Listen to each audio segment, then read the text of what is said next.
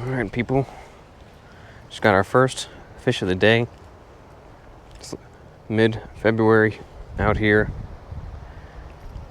Just thought I'd stop by and hit this pond here for a couple of hours. Get this guy unhooked. He wasn't going anywhere, that's for sure. Little bass on the jig spinner. Let this guy go. Thanks, little fish.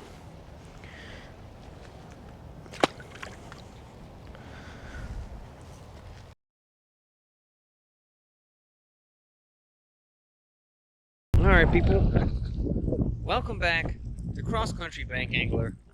Back at it again today. Let's see, it's like mid-February right now. I have kind of like a mild day today. High was around 60.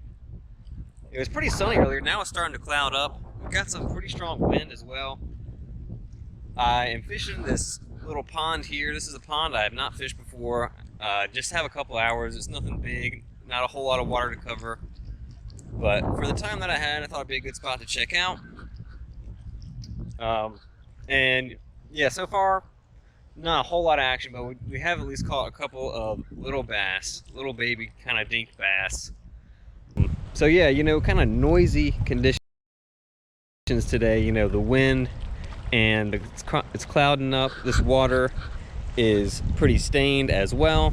You can see the wind is kind of blowing this direction. So this is really kind of where you want to be fishing if you're kind of basing that on, you know, wind direction. You know, these are kind of the areas, you know, this will blow the microorganisms, the plankton, over to this side of the lake. In theory, then the bait fish should follow to feed on that, and then the bass should follow to feed on the bait fish. It's still, you know, late winter, so you know these fish are you know, just kind of, you know, starting to wake up a little bit, I think.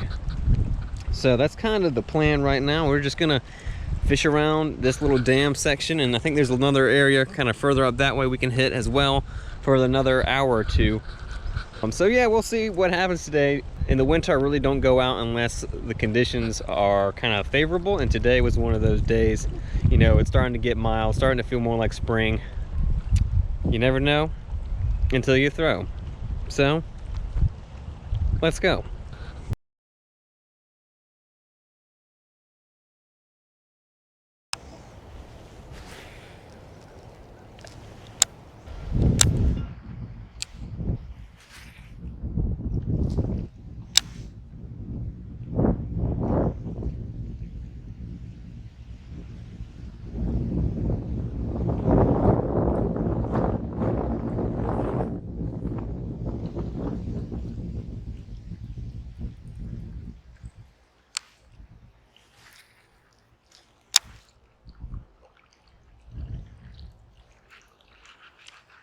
Here's a fish.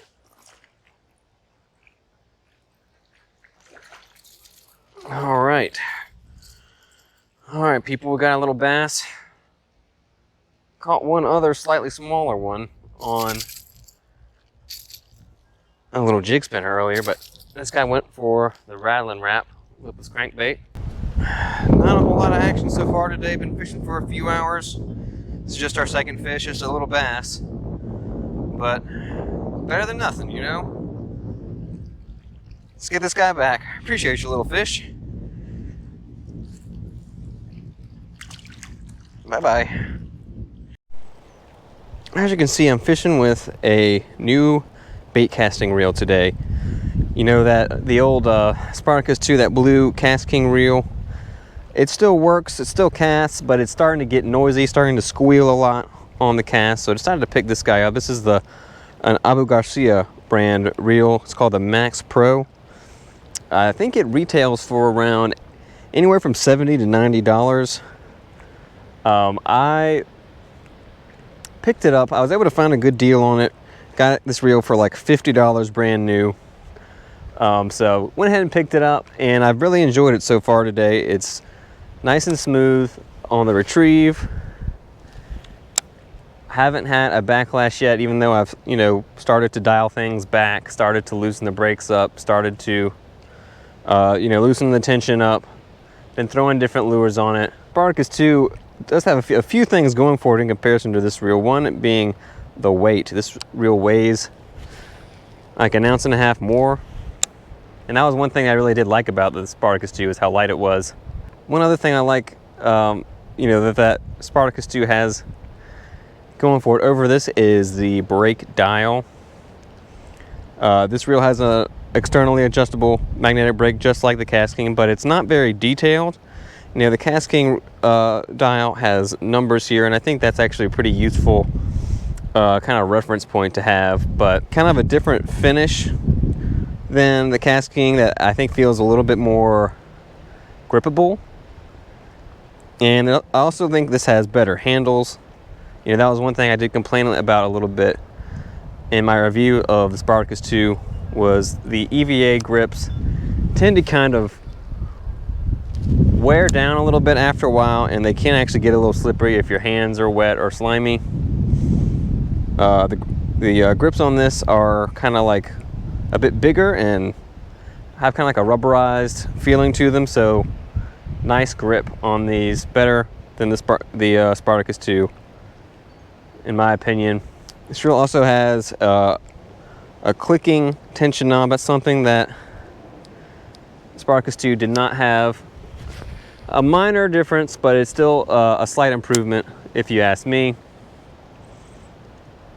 So yeah, overall I am pleased with this reel and how it's performing for the time being. And we're going to try to get, you know, put it through its paces today, hopefully hook into some fish. That was our first one on it, you know, using it. That little guy that went for the rattling Rapala lipless crankbait.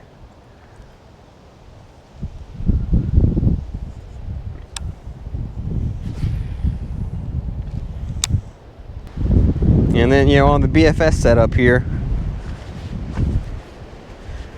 I've got a little jig spinner tied on. You know, beetle spin type lure. 1/16 ounce jig head today. Not the one I usually use, but I wanted to run a little shallower. And we were able to catch a little bass on it earlier. Maybe we'll try some different lures. I might go up to a full-sized spinnerbait on the other bait caster. Because really, you know, when there's a lot of wind out, there's a fish. You can't go wrong with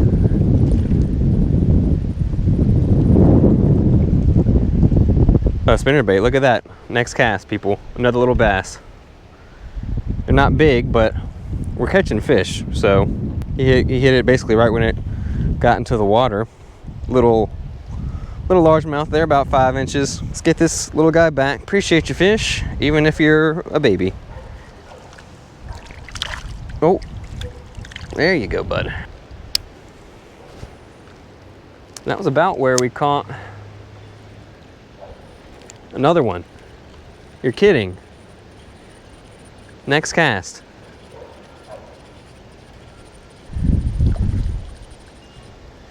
Okay. Tiny one, but it's a fish. All right, basically the same as the last one.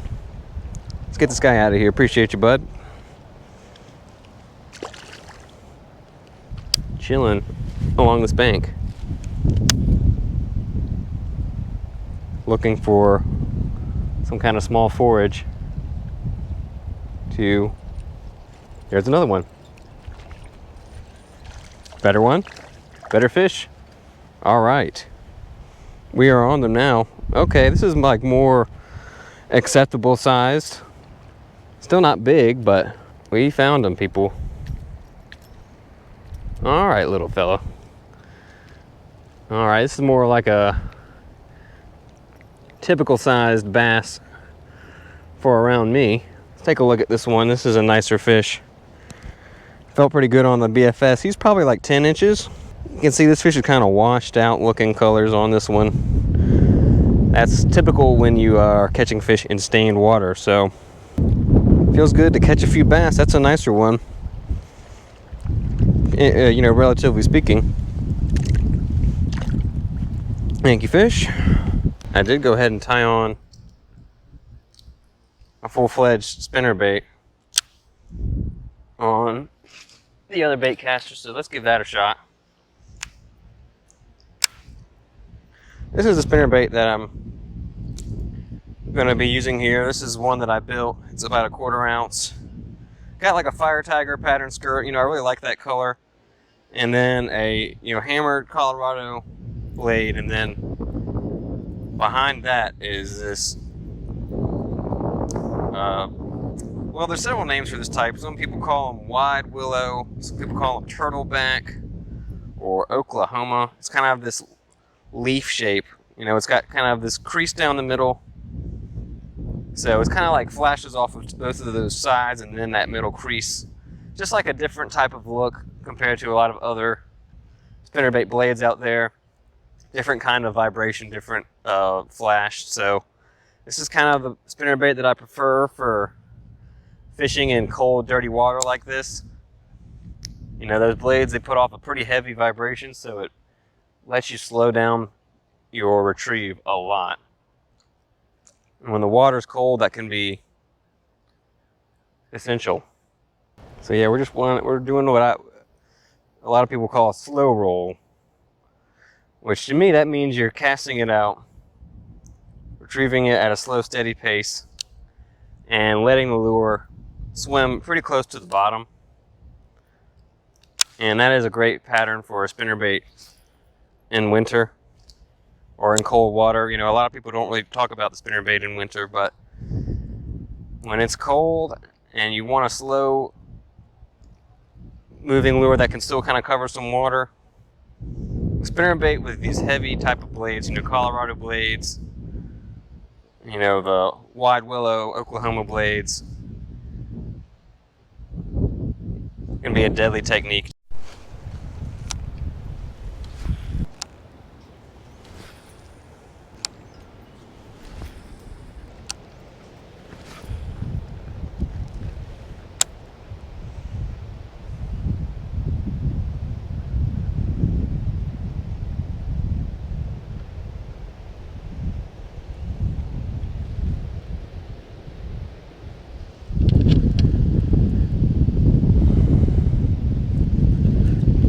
Here's a fish. Okay, people. Got another one on this full-size spinnerbait this time.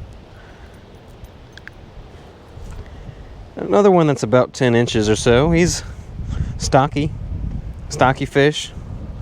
Still nothing really impressive size-wise, but it's another one, so we're catching them. It's a spinnerbait day. And I usually won't complain when a bass is willing to bite a spinnerbait. It's a technique that I really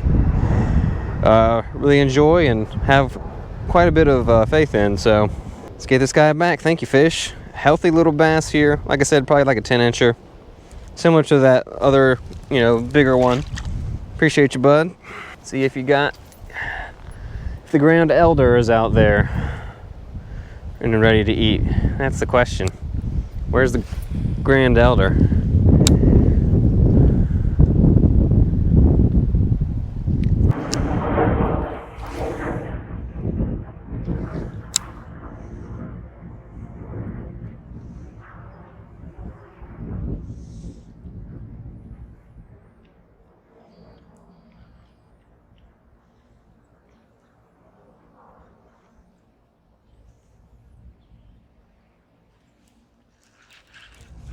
There's a fish.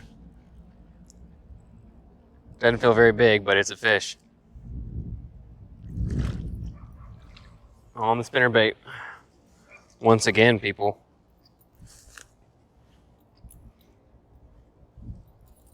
All right, they're definitely munching out here.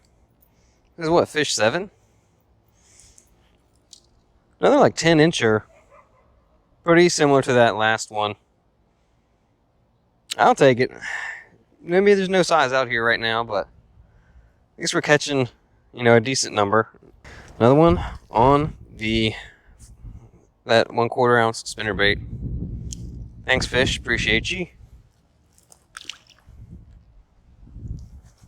Time you're out fishing cold water, early spring, late fall to early spring, that period. You know, when it's a windy day, dirty water, give a spinnerbait a shot. It's definitely a cold water technique that isn't discussed very often, but if you're throwing the right spinnerbait this time of year, you can definitely catch them. I'm gonna go ahead and call it here. Starting to lose some light, getting colder. So I'm gonna go ahead and head on home. I think we caught, let's see, 1, 2, 3, 4, 5, 6 bass in total, maybe 7, some 6 or 7. So nothing too crazy, no really nice sized fish either, but you know, considering the time of year, the general, you know, lack of fishing that I've been doing lately, you know, I've been kind of just biding my time, waiting for winter to finish up, and it's starting to, spring is starting to come. You can kind of see, you know, the buds on the trees, and the warmer days, they're starting. So it felt good to get out here and get on a few fish using, you know, one of my preferred kind of cold dirty water techniques, that spinnerbait with those heavy blades, that Oklahoma blade and the Colorado blade. That's one that I've had in the box for a long time, that I made a few years ago, and it's keeps on catching.